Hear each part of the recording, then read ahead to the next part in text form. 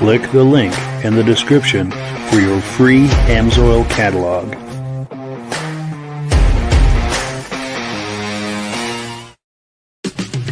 It's time for a quick shout out to some of our friends. B&B Auto Sales, your muscle car connection in Brookings, South Dakota. Above the Notch Car Club, a car club for auto enthusiasts in northern New Hampshire. The New Hampshire Muscle Car Club, the largest muscle car club in all of New England. MGM Classic Cars in Addison, Illinois. Visit mgmclassiccars.com today. Beach Hill Automotive in Bethlehem, New Hampshire, specializing in the repair, service, and towing of muscle cars and classic cars. Absolute Auto Body and Collision Repair in St. Johnsbury, Vermont. And lastly, I am your independent Amsoil dealer. Click the link in the description for your free Amsoil catalog.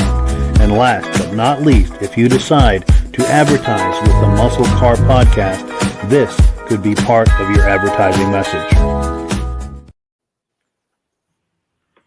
Well, good evening and welcome to the podcast. I'm really glad you're here. Now, I have a robust lineup of muscle car entertainment on tap for you tonight. But before we get into all of that, I want to make sure that everything is working properly. So if you can see my face and hear my voice, I'm going to ask you to leave a comment. Please let me know where you're viewing this from and whether you are a first-time viewer or a regular viewer. Now, to our first-time viewers, if this is your first time viewing the podcast tonight, I hope you have a good time with us, and I hope you decide to join us here each and every Wednesday night at 9 p.m. Eastern Time. Now, this podcast simulcasts to 8 different places across Facebook and YouTube. So wherever you're viewing this right now, just circle back in 1 week's time, and we'll be waiting for you with another fun-filled episode. To our regular viewers who are here week after week, month after month, and season after season, you are the ones who make this possible, and we really, really appreciate that. So let's take a few quick comments here, and then we'll bring our friends on, and we will get this party started. Let's see, we've got BCJ Vids in the house saying hello, hello back, nice to see you. Our good friend Mike Whiteside is here saying good evening, nice to see you, appreciate that. Also, our good friend Kevin Culhane is here, loud and clear from Sudbury, Ontario. Good to hear it. Appreciate that. Also, our good friends from the very beginning, Stacy and Art Fosler, were in the house viewing from Platkill, New York, and we appreciate your being here as always. Well, good. Let me change screens here. We'll bring our friends on, and we will get our party started. Gentlemen, how are we doing tonight? Very good. Oh, just great. Well, Doing thanks good. for having us. Well, cool. I should have worn my raincoat, but it's okay. Yes, we've got some weather coming, don't we? For sure, Yeah. for sure. It's Now, the our weekend. guest- It's going to rain. Our guest tonight has been on this podcast many times. He's a good friend, especially to Virgil and I. In fact, we met him at a car show, and we've met up at many car shows over the years. This is us at different car shows, hanging out and having a good time. And our good friend Jake Dwinell is here. He's there in the top middle of the screen. In fact, he is. Let me do this graphic here. The car guy's car guy. And Jake, that's a cue for a shameless plug. If ever there Well, was thank one. you. Yeah, I am. My name is Jake Dwinell. I sell Ford, so if anyone's looking, please feel free to reach out. But I thank you for having me on. I'm here today to talk about some of the automotive adventures I've been trying to have in the last year or so. So it's been pretty busy with multiple runs from New York to LA, different other events, and just buying and trying to work on old cars while working a full-time job. For sure. We appreciate that. And that's the cool thing about Jake. He's always good for a really good story. And that's our cue to kick it off here. We've got a video clip. Do you want to set this up? This is a Cannonball Run that you did recently. Yeah, of course. So a couple of months back, I ran an event that we kind of created called the Cannon Small. Cannonball was a thing back in the 1970s where you ran from New York to LA as fast as you could. And then the last 50 or so years, it's really evolved and become kind of a culture.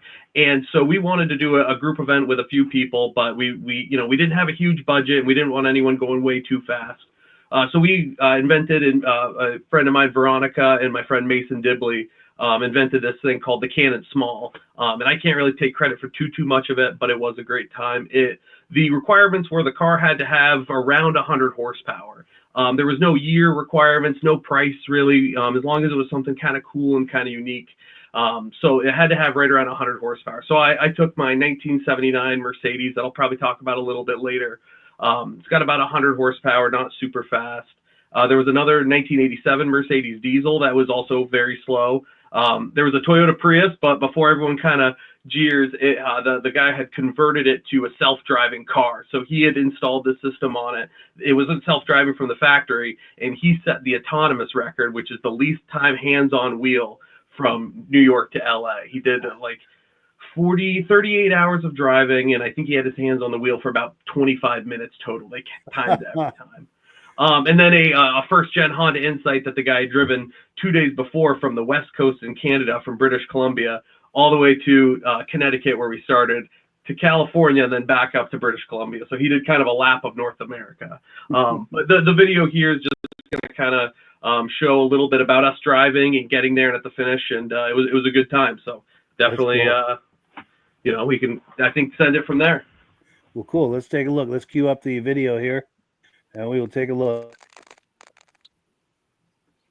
This is our lineup. We've got Jay and Gypsy in the Prius.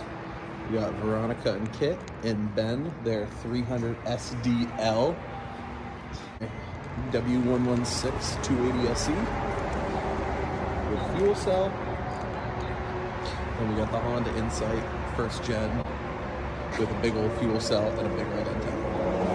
When it comes to Cannonball, you're always doing preparation. This was at the last minute at about midnight the night before. Just going through the vehicles, prepping antennas, CBs, making sure everything was ready to go. Through there to the pump, which is nice and mounted. Up, through there. And then comes out, goes in the fuel filler neck. The next morning, we all met in Darien, Connecticut, which is the home of the 1979 Cannonball, as well as a few other runs since then. We started here to do a Le Mans start. Our time cards were pre-punched for 10 a.m., so we stood about 100 feet away from our cars, counted down, go, and ran. Here we go. Who's got time? Everyone's got a touch. Jay, are you going to flick the... The cars couldn't be running. You had to have the key in your hand. We counted down, yelled go, and off to California we were.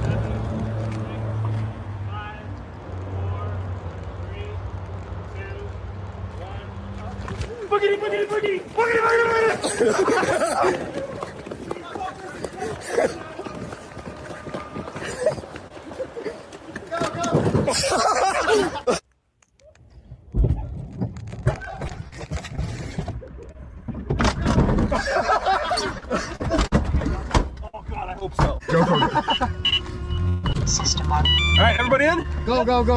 Fuck. The Mercedes are off.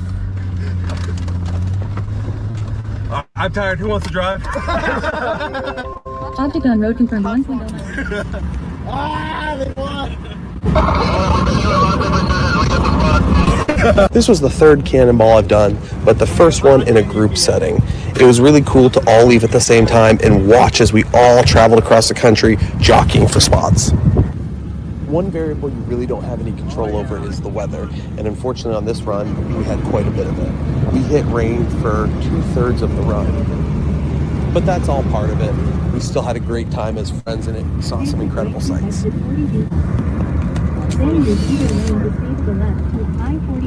is 4:30 a.m. That is what we're driving through right now. That is what we're driving through right now. We might as well be storm chasers for real. Beautiful. I don't know, 10, 15 minutes. Wonderful.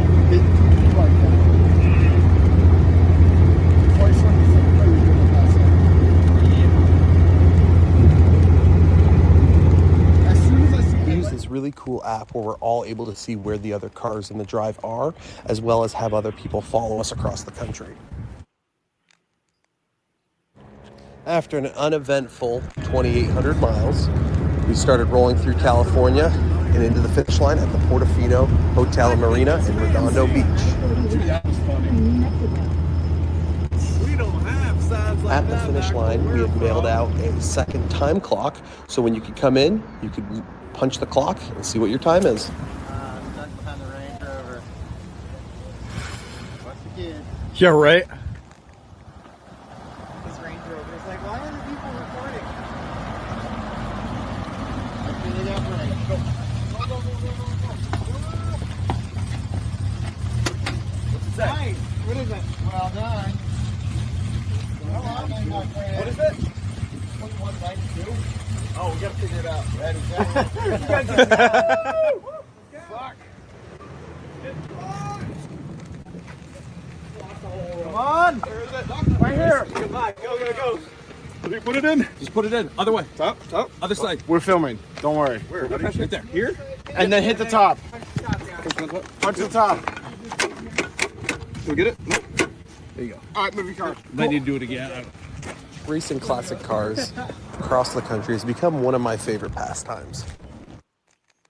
At the end of the day, the place that you finished really doesn't matter. This is about friends coming together, driving as fast as we could across the country, but more importantly, doing it safely without any issues.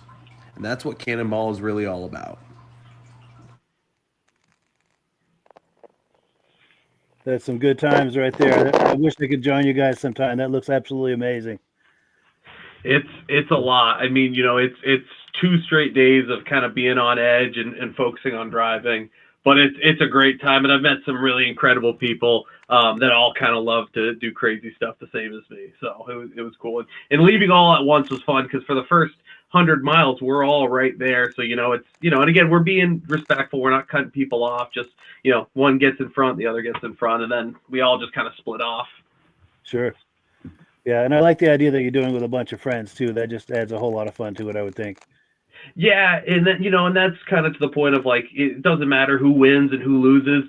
We got there at 7:00, and we had a great time and went out to dinner, and we were all wired, so no one really could fall asleep anyway. And just kind of had a good party for 2 days, and then I returned home and did a run on the way back. So that's cool. Well, cool reactions to that, Michael.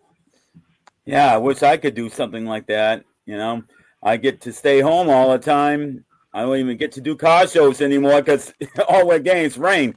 But yeah, I would love to do something like this. I never toured the country, and this would be a nice way to do it. But I don't have a car. I don't really have friends to get together with me to do this. But I would love to do it at some point. But I don't see it happening. But I would love to do it, though. Yeah. And how about you, Rob? Jake, how many hours was it? So we did it in allegedly 35 hours and 54 minutes, which was the same time that Brock Yates and Dan Gurney did it in 1971 on the first Cannonball, and they had a Ferrari. So No one got a speeding ticket? One car, the other Mercedes got a speeding ticket, 80 and a 70. But other than that, really no issues. And like I said, we drive fast, but everybody is focused on the road ahead, the weather. We saw a tornado touchdown in Oklahoma, which was crazy. Wow. Nice. Wow. That's crazy. And Virgil? What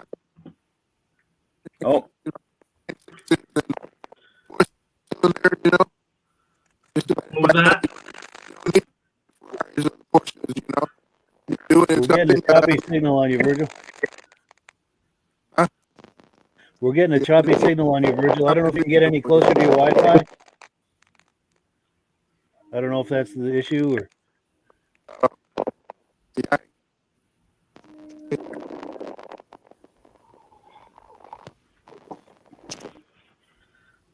Oh, we lost him. I guess he's going to try to reset the Wi-Fi. Yeah, maybe he'll be back. We've got comments coming in too. We've got our good friend Ben from Vintage Mini Bike Lovers saying, "Good evening, all." Quick comment about that. Ben and Rob and I do a vintage mini bike podcast the second Sunday of every month. So wherever you're viewing this, circle back second Sunday of every month at 8 p.m. And if you like those mini bikes from the 60s and 70s, you do not want to miss that. Also, our good friend John Spranger Jr. from the very beginning is here saying good evening from Wisconsin. Great to see you, John. Appreciate you being here.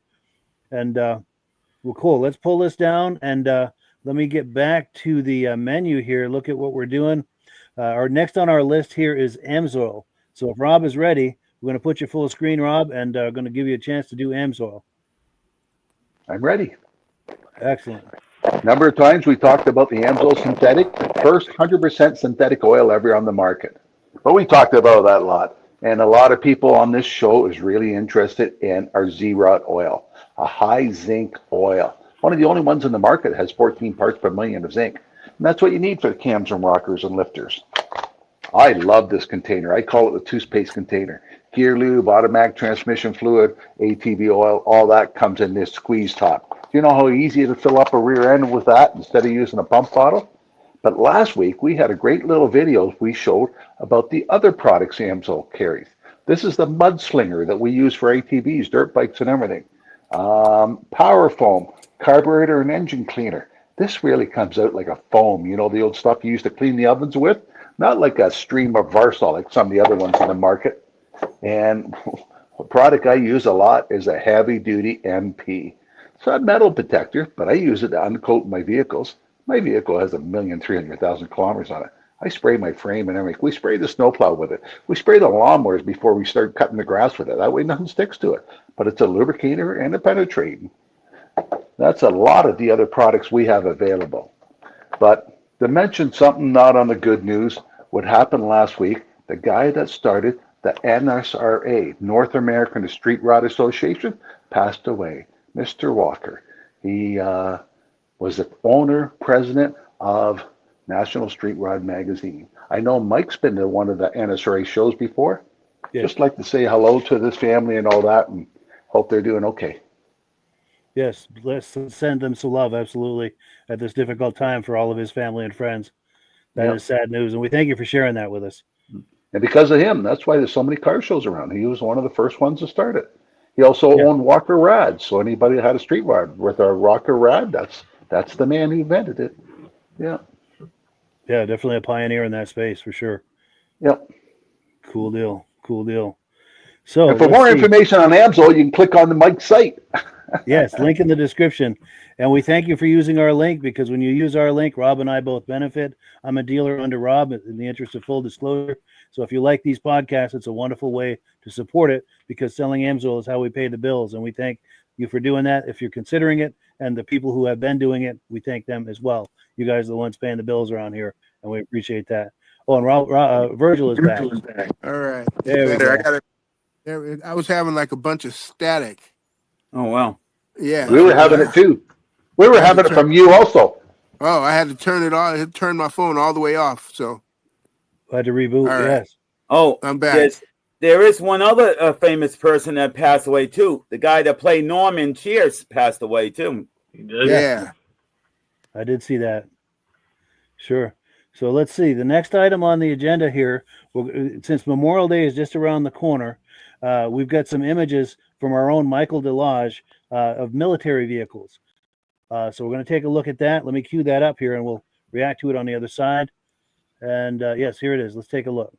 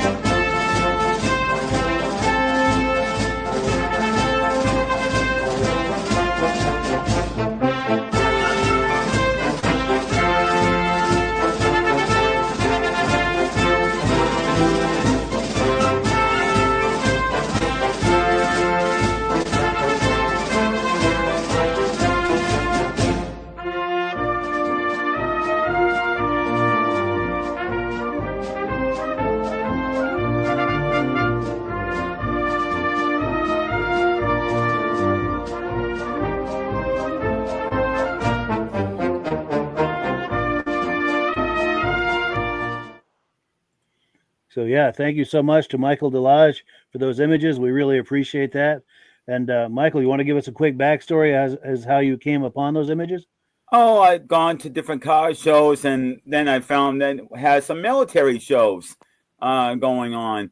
You had to pay admission to go in, and that's how I got, the military tank and the image that you're seeing right now with the little tractor. And notice on this tractor, if anybody don't notice, look in the front of the machine.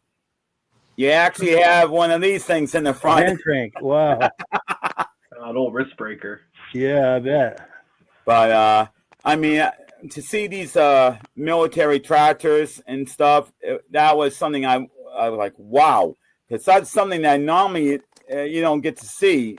For a military to still, sell them after they're used. So, and then the tanks, that's something rare itself to find, because a lot of people just don't have a way to take a tank. All the other stuff is normal. I mean, a lot of this stuff is at Gillette Stadium. There's a group of guys that come in week after week with the same trucks. But then there's other pictures here on the grass and different places. And, so I'm just been collecting them, and I try to get all the information, exactly what is a military name for the vehicle and everything else. So, I have a lot more, but I just wanted to keep it simple, and not have a little bit of different years, different models. Sure. Yeah, we appreciate that, Michael. And since Memorial Day is right around the corner, I just wanted to do a moment of silence and a big thank you to all of the veterans, and especially the ones we're honoring this weekend, the ones who didn't come back. So just a quick moment of silence for those people.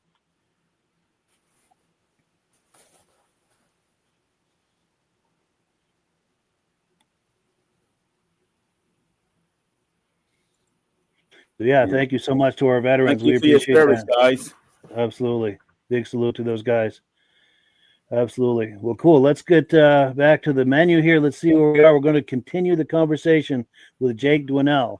And in case you've missed Jake Dwinell over the years when he's come on the podcast, we've got a lot of those video clips lined up. Very entertaining. He always brings quality content here. So let's take a look. Here's a video clip from when Virgil and I first met Jake. I think this is 2022 at the Waterbury, Vermont car show. And we ran into Jake, and we all instantly hit it off, and the rest, as they say, is history. So let's see where it all began for the three of us. All right, now to the barn find. Yeah, I bet there's a story here. Barn find. And a good quartering shot. I like those white tires on the back there. Yeah, looks like a straight out the drag strip. Yeah. Subframe connectors, everything, huh? Yeah, it was set up for drag race in the 80s, parked in the 90s, and this is the first time it's been on the road. Wow. Yeah, we drove to the gas station once a little bit, but we spent the last week getting it ready. We did brakes, tires, put a new carburetor on it, new fuel tank, and put some glass in it, and got it here. It's the first time it's been driven, really. Wonderful. Yeah, I heard you saying earlier it's a barn find. Just pulled it out of a barn. Pulled it out of a barn. Storage unit, but yeah, sure. Storage unit barn combo. Hey, but it's same thing. It's awesome, man. Yeah, like I said, it's sat for so long, and we had to do. I mean, it's a Pontiac Firebird 400 4-speed. We had to do it justice by at least getting it on the road. Yeah, so, for sure. It's been a fun car. That is cool. And we'll see how far we actually take it with it. But for now, at least it's a driver. So yeah. If anything, that's it. What do you have in mind for a project? Any thoughts yet, or still thinking about it? We'd probably keep it the way it is, just do the body work on it. We're going to do rear quarters, fix the A-frame. A tree fell on it, and I think that's why it was originally parked. The windshield was just obliterated. So we'll fix all the body work, maybe get the motor running right a little bit better. It still struggles a little bit. Just put a spool in the back and just have a burnout machine. Yeah, that'd be perfect for that. Yeah, we don't know how far we'll actually get the whole restoration to it, but like I said, in the meantime, we're just going to be driving it. Sweet. Yeah. Cool deal. Let me give you a DVD for doing this. Cool. Thank you so much. Yeah, I'll definitely check you guys out. Awesome. All the details are right on there. I appreciate that. That's so cool. Thank you. Yeah, nice meeting you. And what was your name? I'm Jake. Jake. Nice to meet you, Jake. Jake and his lovely girlfriend. She drove the car here. I drove my Viper, so yeah, nice. she drove this one here. Oh, sweet. So you got a Viper over here also? Yeah, the black 93 over there in class 12. All right. So it's a good little pairing. They're fun on the interstate. Totally. Yes. So now you got to figure out which one's faster on the strip, right? Yeah, I think the Viper might have this one. Maybe with a little bit of work, this one might take it. Updated technology, right? Exactly. Yeah. Go to Princeton there. We going to the one in Pittsburgh? I'm not sure about that one. See you again. Likewise. Oh, good. There he is. Perfect timing. Oh, it's the car. And then I think there's the one in. This one's all original 1993 Dodge Viper. I'm gonna go to that one. I didn't make a lot of them in black this year. I was like one of 115. Amazing car. I haven't checked that Daily yet. drive it. I put 10,000 miles on it in the last year, and it just goes. All right. Big V10 under the hood, manual transmission, Dana 44 rear end, just simple. No traction control, stability control. It's just you in the car. Oh, side pipes? Side pipes, yep. No factory top for it, no factory windows, no door handles on the outside. It's just stripped. There's nothing to this car except a big engine V10 and a 6-speed Tremec. So, Wow. yeah, it's amazing. It's the best car I've ever driven. Oh, like you say, all stock and none of those traction control and all of that stuff. So Nothing on it. It's got a radio. That's the only thing that's been done to it. you got to be a driver. You got to be a driver. Yeah, when I bought this car, the first time I ever got in a Viper was 20 hours home from Illinois. Just pointed it, car didn't cool down until I got home. And by then I knew it perfectly. So it's a very comfortable car. All right. So not a rain car. I've driven a lot of rain in it, and if you know what you're doing, but it can be very scary. It's got 14-inch wide tires on the back, so it can hydroplane pretty easy.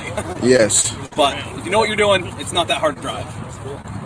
Comes with 14 on the back? Yeah, 335 foot factory. Yeah. What year is it? 93. Is that the first year? Second year. Second year. Yeah, they didn't make a lot the first year. They only made 1,100 the second year. My friend's father bought it in the first year. He had to wait for it to come in. Yeah, that sounds about right. Paid 80 or 90 for it. Yeah, By that's... the time he got it, it was worth 100. Yeah, you know, they've, and I didn't buy it to make money, but I also bought it knowing that when I do go to sell it, I'm not going to get too burned. It's not going to depreciate like a lot of other stuff. So. And you do use it a little bit? Oh yeah, I bought it last year, drove 1,000 miles home, put 8,000 miles on it in the meantime, drove to Philadelphia this spring. It's a driver's car. Good. So, do you want to get close for an interior shot? Yes, sir. Cool. I'm happy to pop the hood if you guys want to see Yeah, it. that'd be great. Please. Sweet interior, huh? Car, yes. All stock. No, it's Yeah. just they were taking some videos of it. But one of those things, everything's for sale for the right price, you know? I paid 40 for it. That was a year ago. They've gone up a little bit. Realistically, for me to get rid of it, I'd have to get 50, just because I love it so much.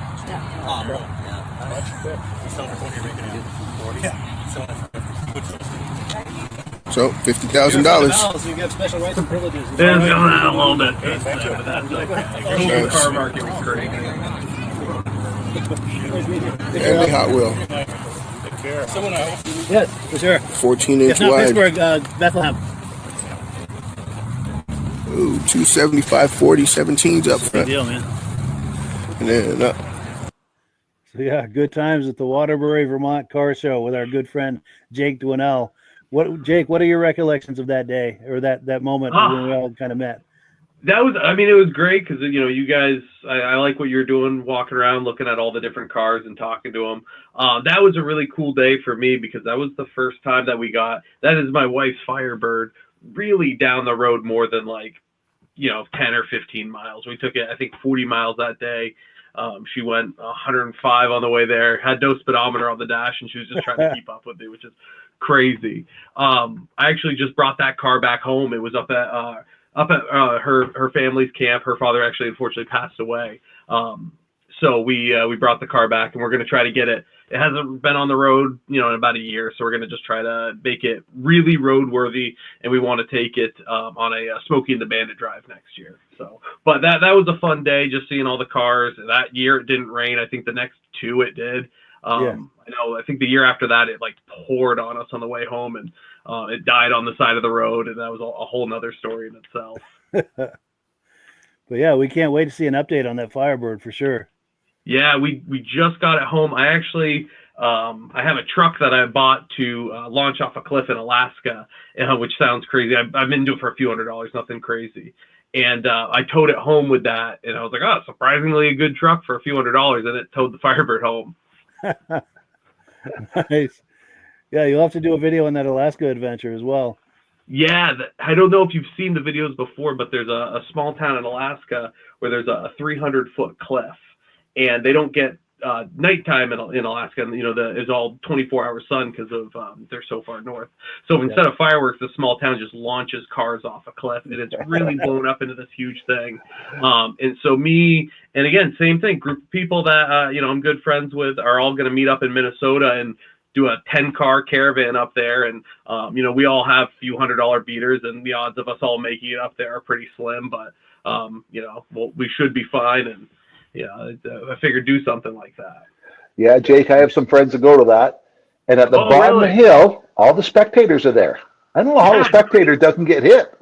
No, I've seen videos with like a Radiator fan buzzing by people's heads, and I'm like, wow. Hopefully, luckily my truck is slow, so it won't go that far and hit them. But there's my friends last year shot a school bus off, which is more power to them. Short one. That's amazing. That's amazing. And Rob, reactions to this video we were just looking at? Oh, I like the video. And how do you get away with letting your wife drive that and you drive the Viper? My wife wouldn't agree with that.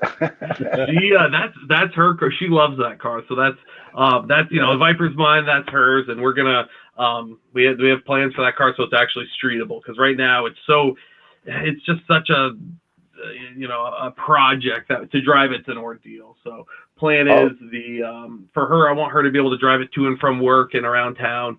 So the 400's coming out. We're going to rebuild that eventually. It'll go on a pallet in my barn for a little bit.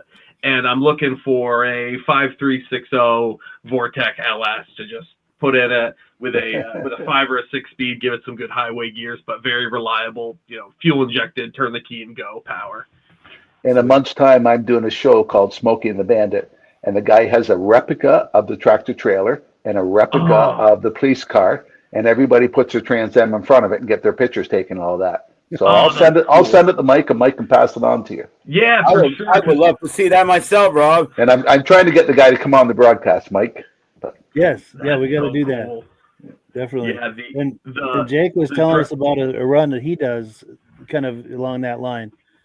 Yeah, so it's as being a car guy, obviously that's one of all of our favorite movies. So I have some friends that are based down in Atlanta, and they do an event where they there's some tours that we need to get in Texarkana. You have to drive from Atlanta nonstop to Texarkana and back to get Coors. It's about a 1,350 mile drive, right, just under 1,400 miles. And they do there's a good amount of cars, just under 30 cars that ran this year. The rules are it has to be pre-1984. So there was a couple Trans Am replicas. There was everything from a C4 Corvette, my 1979 Mercedes. There was a DeLorean that ran. I've got some good footage. I'm going to try to make a video of this. And we all ran, and I came in 9th out of 29 cars. Which I was pretty impressed with. We were in a car that makes 100 horsepower hanging in there with, I was 1 minute slower than a C4 Corvette, which isn't a powerhouse, but can cruise at, higher speeds comfortably. But it was just a great, we all get together, and at the end, we have a big parking lot party. As the cars roll in, you're cracking the Coors that you just got. We were the only people that put ours on ice. Everybody else was drinking warm beer. But it's just all of us get together, and every time we can, drive cars, everyone does it safely. That's the most important thing. It's a good time. That's a blast for sure. And Virgil, reactions to everything? Oh, I think he's.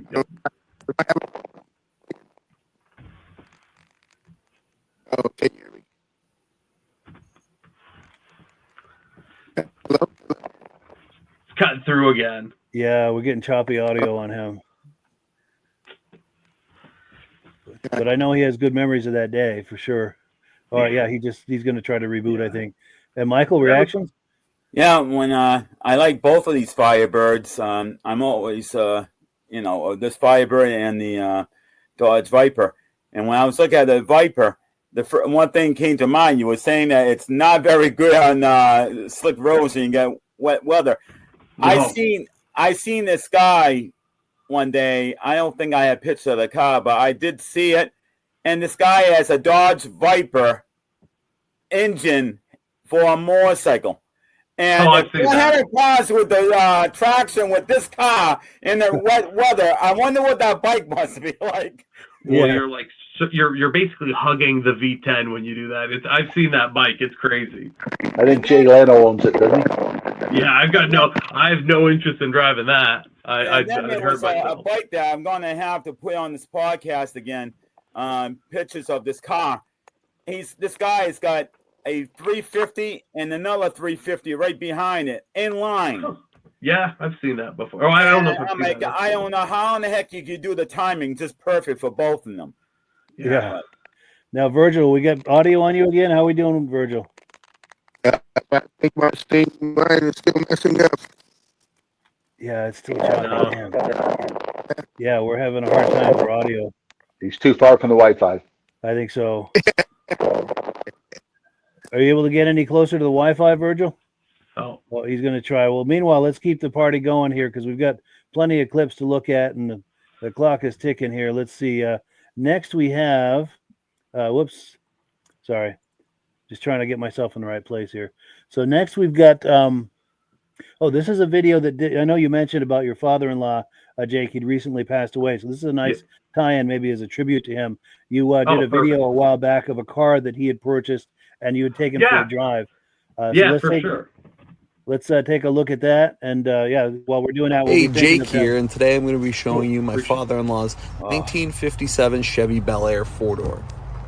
This has always been one of his dream cars, and he's finally in a position now where he was able to buy one.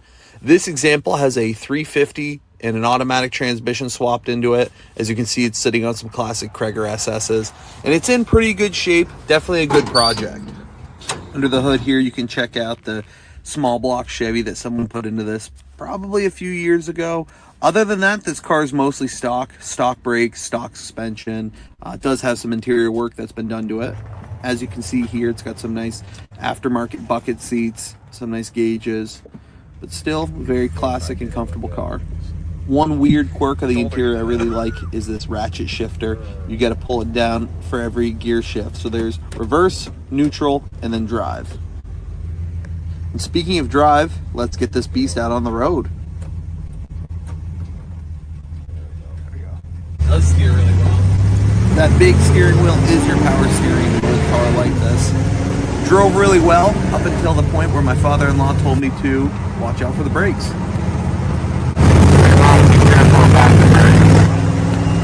What's that? Careful about the brakes, but What's that?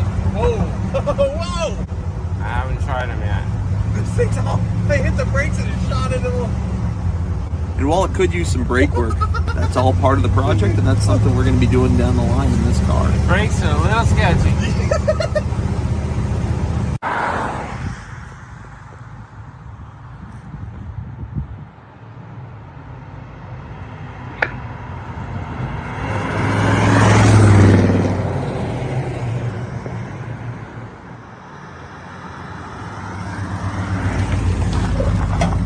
And while this car may have less power than your standard minivan on the road today, or it might have some of the scariest brakes that I think I've ever driven with on a road car, it's an experience driving a car like that, and that's why we love cars like this.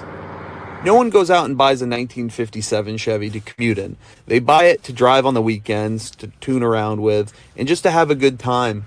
And that's why I love this car. I'm really glad my father-in-law was able to buy it. He just had it shipped up from Maine to Vermont. So we're definitely going to be getting out on the road soon and enjoying it this summer. So if you see us at a car show or at a Cars and Coffee, stop by, say hello, and let's talk about cars.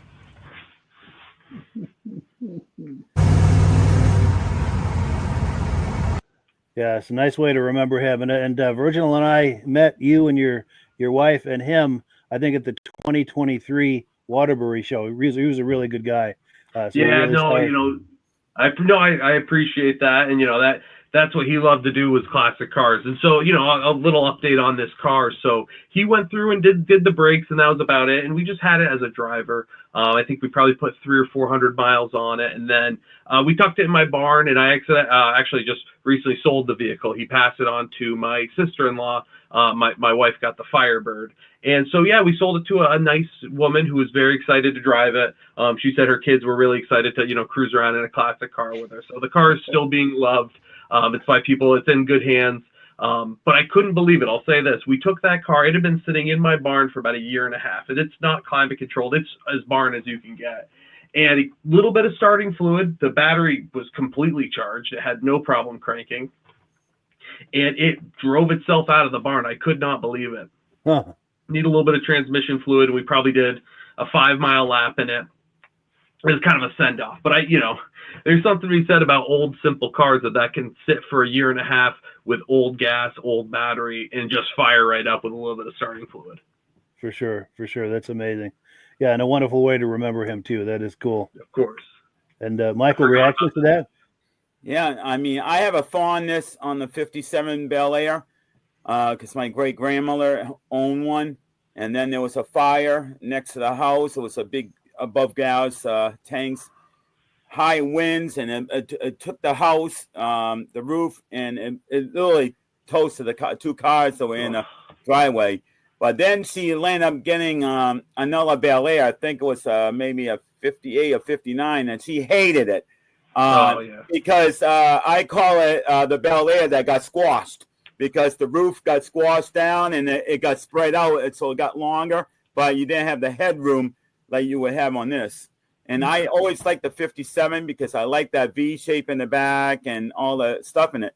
The only thing I hated about this car, though, is that the 55, 56 had the V, in the interior for the clock on one side, and the readout on the other.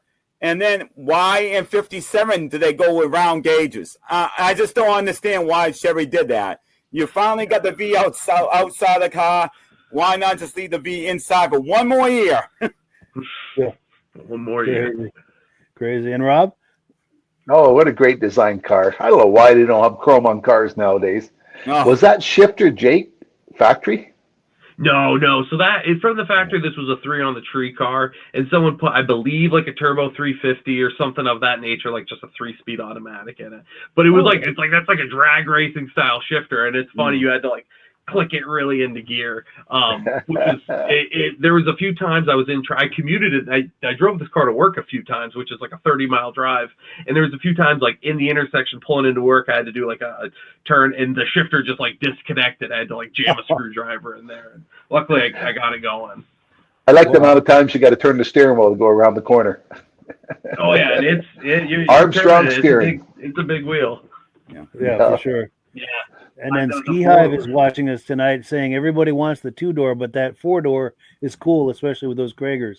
Absolutely. I've had a fondness for 4-doors because you can fit all your buddies in the back. Everyone can pile in. So Absolutely.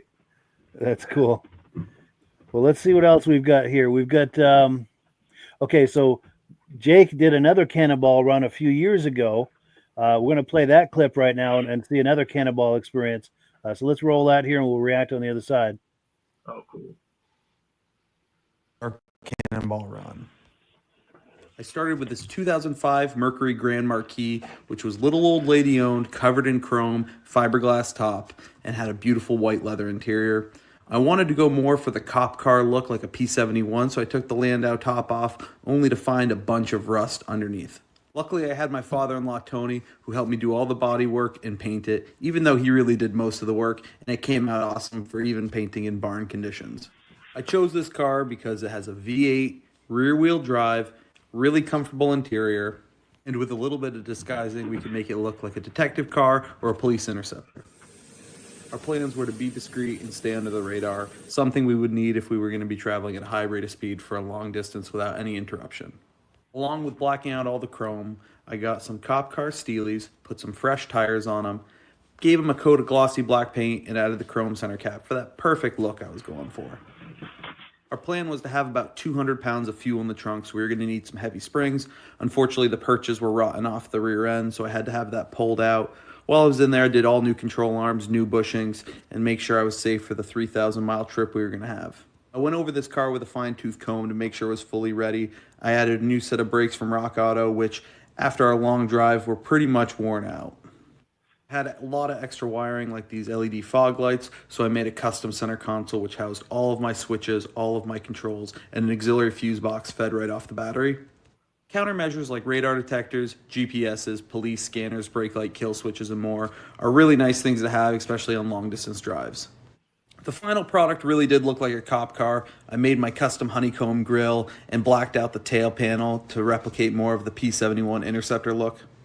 One thing that was really important was fuel. We had a 30-gallon cell in the trunk, which was pump-fed into the fuel filler neck, which led directly into the main tank. This gave us a range of about 700 miles between fuel stops. On a Cannonball, stop time is time that you'll never make up, so it's important to limit that as much as possible, and this was a good solution for that. What little space we had left in the trunk, we hopped in the car and headed to the starting point, the Red Ball Garage in New York City. At 9:45 at night, we pulled up to the Red Ball Garage. Very same place that the original 1971 Cannonball Run started.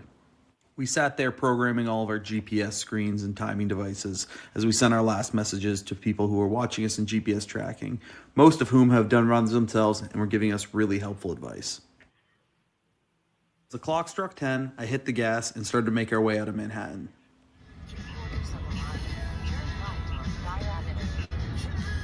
About a half a mile. Cool. Come on.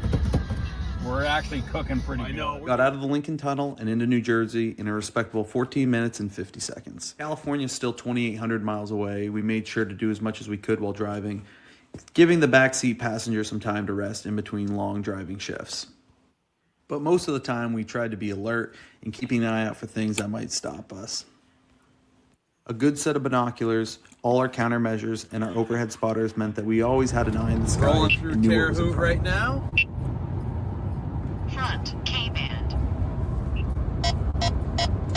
Sliding. K-band.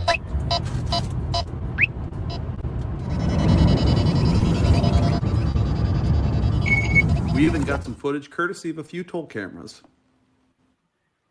As our main tank started to drain, we would pump fuel from the auxiliary tank into the fuel filler neck. Doing this, we were able to get away with only 4 fuel stops across the country. We had a really good system, and we were able to fill 50 gallons of gas in about 4 minutes average. On a drive like this, there's really no time to stop and experience things firsthand. So it's almost like the whole drive is compressed, and you're watching a time lapse of the whole country. States go by, landmarks pass. The sun rises and sets around you. We drove straight across the panhandle of Texas and saw Cadillac Ranch, this really cool art installation in the desert of Amarillo. We are coming up on the last leg of our trip. We're rolling just past Santa Rosa, New Mexico. Mike is driving, he's killing it. We got about 906 more miles to go. We're on track to hopefully break Dan Gurney's time. We'll see. We'll see. Well, the current record stands at 25 hours and 39 minutes. Our goal was to break the legendary Dan Gurney and Brock Yates' 1971 time of 35 hours and 54 minutes, which at the time was a record.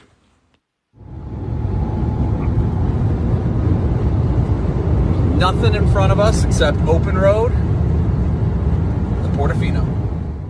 As the sun started to set, we made our final push west towards California, finally making our way to the Portofino Hotel Marina in Redondo Beach, California. We pulled in at 5:41 a.m., punched our clock, and stumbled out of the car. I had to take the obligatory photo at the Portofino gatehouse. 3 of us had managed to drive 2,800 miles, cause no issues, and have no interactions with any law enforcement. We had a goal and we set out to achieve it as a team, and that's exactly what we did. We beat Dan Gurney and Brock Yates' time by over an hour, and it was truly impressive for us.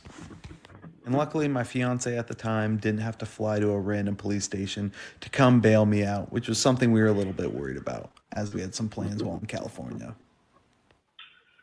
Hey, I'm Jake. Yeah, that's good stuff right there. Yeah, thank you so much, Jake, for that. Any reflections on that, Jake? Go ahead. Well, that was cool. I mean, that's, that was my first like major long distance, timed drive, and a lot, it stayed the same. A lot's changed. The guy who was doing overhead for us at the time, I'd never met, he would like sit on his computer and watch traffic, police, weather radar, just, make sure we are on track. He has now become a great friend of mine. I've actually done 2 runs with him, and he will sit on binoculars for 20 hours on end, just looking at traffic, looking at cars ahead, looking out for accidents, construction, anything that might get in our way. And then, it said Cadillac Ranch. I mentioned that there. I've always driven by. I've driven by it 3 times. I've always wanted to stop. So on the way back from when we were out there a few weeks ago, we had decided that we were going to try to do a 42-hour run, but stop and do stuff. So on the way back, I actually got to stop and go to Route 66. It stood on a corner in Winslow, Arizona. Yeah. But I did paint Cadillac Ranch, which was like an iconic thing. I've always wanted to do that. Hopped right up on the car and started painting all the old Cadillacs sticking out of the ground. That's amazing. That's amazing. And Rob, reactions to that? So after driving 34 hours, yeah, who drove the car home? So this time I shipped the car home, and I made the mistake. Normally you price stuff out before you do it, but I left it in California and was like, I'll ship it. And I get back and start getting quotes, and like more than I expected to ship it. I thought it was going to be like $800. It was like twice that. But this time I drove back, and I'll tell you, the drive back's a lot worse than the drive there. Yeah, flying home's the way to go. Rent a car, leave it in California, and fly home. Yes. Crazy. And Michael? Yeah, I mean, seeing that whole trip, the first things to come to mind, because I have a lot of police scanners in the house. I know that there's several states that do not allow police scanners in the cars, several states that don't allow radar detectors. So if you ever got stopped and they have a law in that state, and you're in trouble with the scanner and the radar detector, depending on what state you're in. Yeah. No, so radar detectors, Virginia and Washington, D.C. Luckily, when we do drives like this, typically we don't go through those states. So when I drive through them personally, I unplug it. Yeah. No problem. Police scanner, that is considered, what I have is more considered a CB, and I can turn off all scanner settings. So it's one of those things where, like, it's a calculated risk. But, you know, I'd rather have it and have to kind of explain it than not have it. And most of the time it's entertainment more than anything else. I'm listening to, just the police chatter, the trucker chatter, the CB channels are still live and well in middle America. You hear truckers. I've had some great conversations with truckers. I don't know if they knew I was in a car, but. But I do know that, I like to go out with my girlfriend and I would like to install a scanner into the vehicle, but then I'm like, yeah, well, if I do that, then, the cold, the heat, so I'm concerned about that. So it will have to be taken out every time, so you're not leaving out in the cold and heat all the time. Yeah, I've been lucky with mine. I've had mine through the winters for 4 years now, and I've just that scanner I've had installed in 6 different cars. But you're not wrong. I probably takes a little bit of the life off of it, but you hear some cool stuff. And a radar detector is well needed if you drive quick. I have one scanner that was in a storage unit, and it was not self-climate control. So it got cold and warm. Well, when I took it out, finally, the sucker didn't work. Yeah, this one's digital, a little bit newer. I said, what the heck? I'm like, my God. So now I have it written down on my list of a scanner I want to replace in the future. Yeah, there's some good options out there. Yeah. Well, I have an app on my phone called Wave. And people punch in if there's a police car ahead, and the next guy punches in whether it's still there or not. So. Yep. Yeah. We have that here, too. We run Waze, which is great for that. It's also really good for navigation. But we also run an app called JBV1, which pairs with the radar detector, but pulls all of its data from Waze. And it's like Waze on stereo. It's crazy. Like it like gives you a map with like hot spots of where they normally are. So it'll say if they're there, but it also say like often people hit it here too. So, but Waze is invaluable. And I typically have 4 or 5 forms of navigation when we do a drive like this between Waze, Google Maps, Garmin. So Jake, what's your next project? So we're going to Alaska. I bought a 2009 F-150. So that is it's a running and driving truck. The body is completely rotten on it, but the frame is solid. The brakes are good. So I'm just going through that. But you won't be driving that home. No, that car is going to go there. We're going to be painting it to look like a cow. So I'm going to, scuff the whole thing and just rattle can it white and then do big cow prints on it. And then the big project for the summer is going to be the Firebird. Just going through that. Like I said, I want to pull the motor out and put an LS in it. Just make it drive, comfortable, drivable, do better suspension, better seat belts. Because I'd like that car to be able to cruise comfortably. And then my wife is actually doing, without me, she's going with some of her friends on a similar drive from New York to San Francisco, which will be timed. So that's her first one. She's very excited for that. That's cool. But yeah, just trips coming up. I'm doing an event in the fall where it's like a scavenger hunt around Alabama, and you go to a bunch of different spots. So that'll be cool. I just like seeing the country. My goal is all 50 states in the next few years, and I'm high 30s right now. So I just got to pick off a few select ones. But That's Alaska amazing. will be cool. Yeah, and be sure and keep us posted on all of that, and try to get video if you're able to.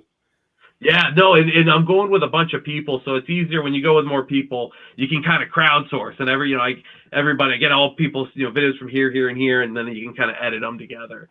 But it's a 4,000-mile drive, so we got to get there before we even can launch it off a cliff. So I'm sure there'll be some trials and tribulations. I've gotten good at fixing stuff on the side of the road. So Nice. Yeah. I was just thinking maybe you guys should go train chasing. Have somebody with a camcorder and chase a train, and you can follow the train wherever it's going, especially out in the Midwest, because there's a lot of area that's just flat, no trees. Yeah. Chase the train, do like a train race, race the train. I like that. I mean, I'm a big train buff. I like getting pictures of freight cars and engines. And matter of fact, in my neck of the woods, province of Worcester, 2 of their engines that they have are now on the West Coast. Oh, no way. Wow, that's crazy. And that's weird because they're triple axle and they can't use them around here. So the Genesee in Wyoming that owns PNW now, which is province of Worcester, they own railroads all across the country. They're painted in I call it Halloween colors. Oh, black and it's orange. got that stupid orange and black color. I'll have to keep an eye out for that. There was out west. There was like 4-mile-long freight trains going across the desert, and you just look, you're like, how long is this going on for? When you've been up for 35 hours, you think you're just daydreaming. Well, I forgot where it is, but there is an area where you can see the train, and it actually makes like a S curve, and the engine is there, but then you don't really realize it goes around and around and around, and then you see the S at the end, and you're like, holy shit, that's the same train. Yeah, it's crazy. So it's wow. Cool people are totally amazed when they go out there in the Midwest to see that. Yeah, Jake, which route you taking to go to Alaska? Oh, so we're meeting up with everyone in Minnesota. So we're going to go drive from here down through like Ohio, Indiana. And then we're going to cross over in North Dakota. I think go through like Saskatoon, through, I think, up into the Yukon. I forget the name of the towns. And, up kind of a little bit through BC, I think, and then into the Yukon and then into Alaska, right by, it's called like TOK. I've got an itinerary with everything, but it'll be fun. And from what I hear, deep Canada is like, there's not much there, like a few 100 miles between gas stations. So we're bringing, extra cans of fuel. And luckily we'll have enough cars where, if we got to siphon a gallon from one to give to the other, it'll be cool. There's some, their Pontiac G8, which is a shame, is getting sent off the cliff. A V8, kind of the next GTO 4-door from the 2000s. My truck, a couple other trucks. There's talk about a Porsche Panamera that's got a flood title and isn't worth anything because it's a salvage vehicle. So there's some cool stuff that's planned.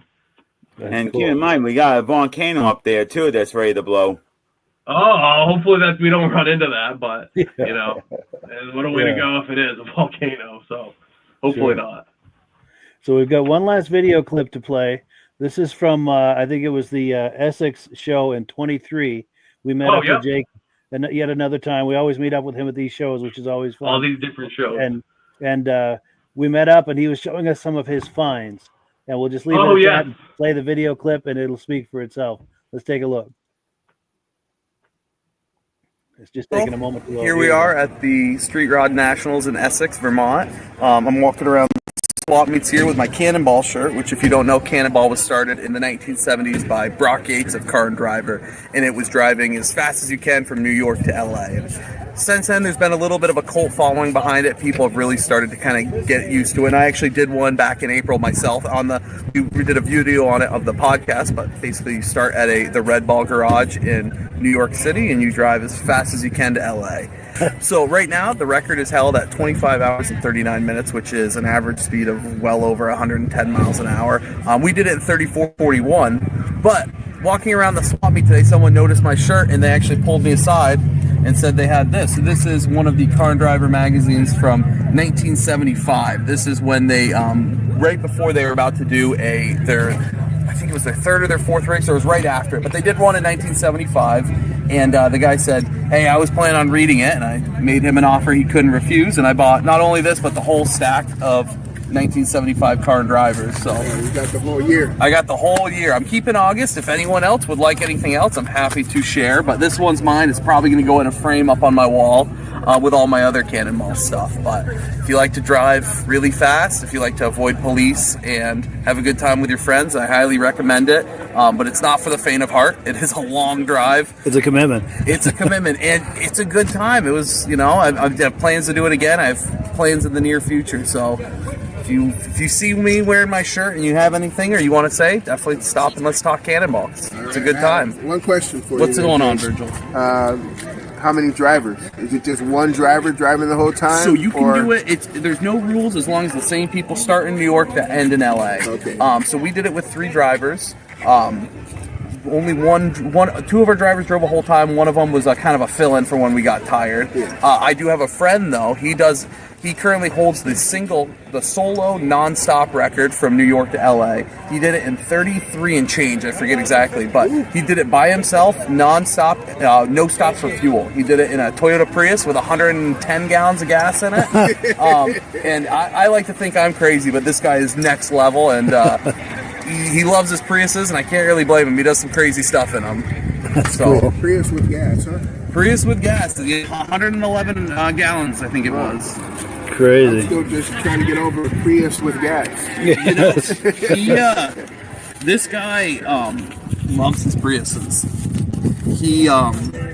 He's now done a lot of coast-to-coast drives in them. He's now starting to do, a lot of what people did in the 90s and 80s when they started taking the old 4-cylinder Pintos and the Novas and all the cars that no one really cared about, much like today's Prius, and just doing stupid stuff with them, whether it's lifting them and putting them on 33-inch tires and mud bogging them, or going crazy and putting an LS and making it rear-wheel drive. But he loves his Toyotas. He does crazy things with them, and a lot of us car guys hate Priuses, but at the end of the day, if it has 4 wheels and you're doing something cool with it, it doesn't matter if it's a Prius, a Yugo, a Corvette, a Lamborghini. We're car people. We like everything. So, and that's kind of what we're out here today. You see, a little bit of everything. Especially when someone's thinking out of the box like that. Think outside the box. You don't have to have a cool car to do cool car things. Just get a car and start doing stuff, whether it's driving coast to coast or doing, track days or whatever. Just do fun stuff with a car. I like all kinds of cars. So that's what it's all about. It's just having a good time. For sure. Yeah. Cool deal. Good to go. Yes, thank you, Jake. Yeah, for sure.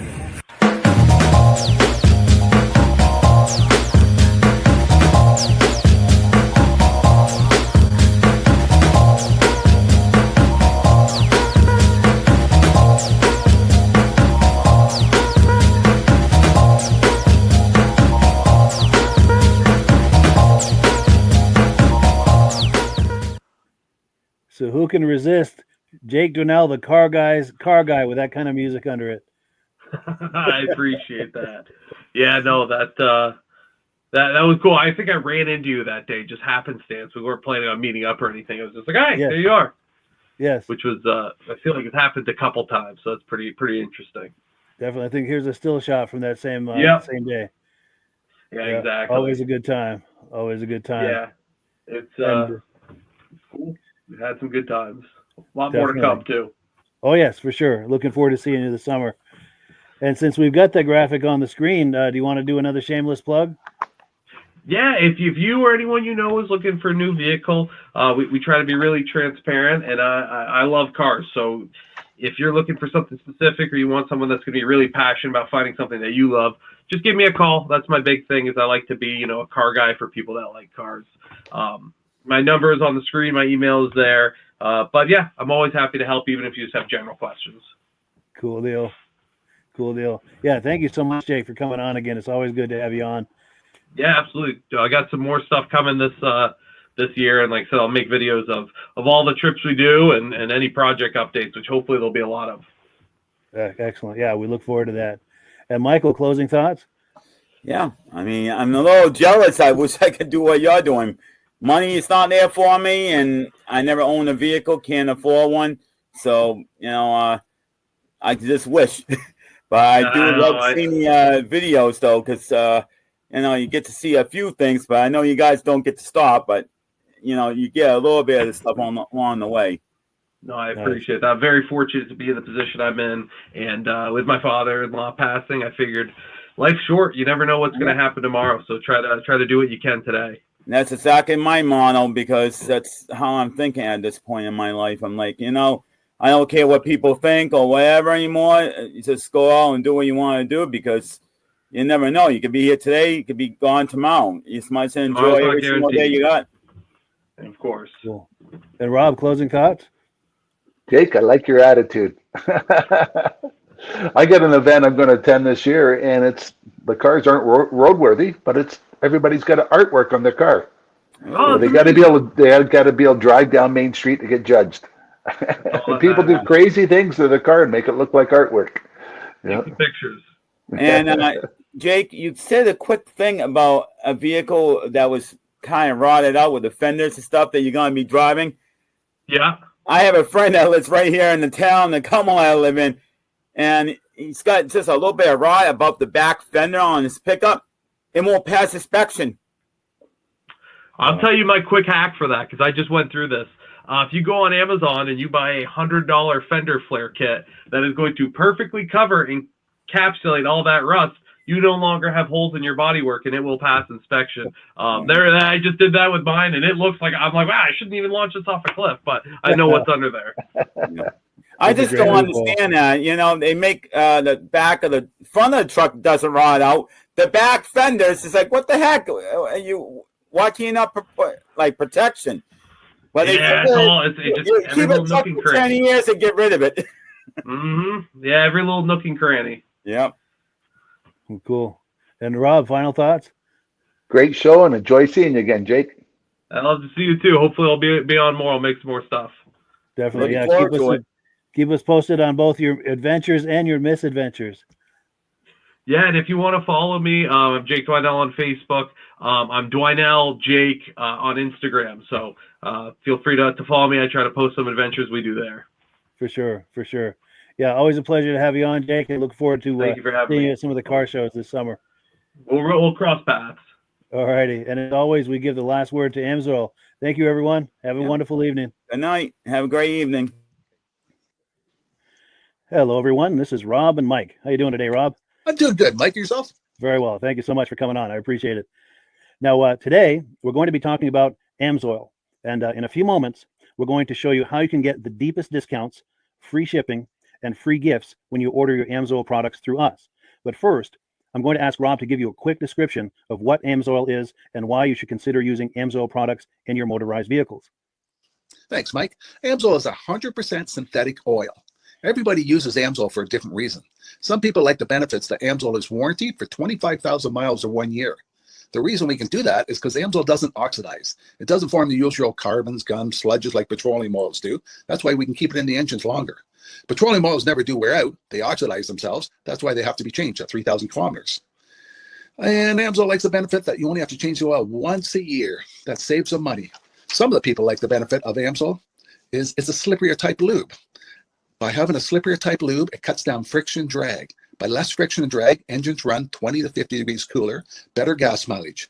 Now, Amsoil says 25% more protection than the industry requires is in the Amsoil bottles. My average customer gets about 10% increase in gas mileage. That's a big savings. Yeah. And by cutting down friction and drag, for every 10 degrees you cut down the friction and drag, doubles the life of the engine. So by having the engine run cooler, it makes it last longer. Some people like the benefit of the range of the Amsoil. Amsoil's flash point is 425 degrees, and it pours at 50 below zero. Wow. If you ever tried petroleum oil when it's 10 below, it turns to honey. And in the summertime, petroleum oil thins out, and once it thins out, that's when it starts breaking down. So Amsoil's an all-season oil, can give you better gas mileage, longer engine life, less maintenance. It ends up being cheaper over a year's time running Amsoil than it is petroleum oils. That's amazing.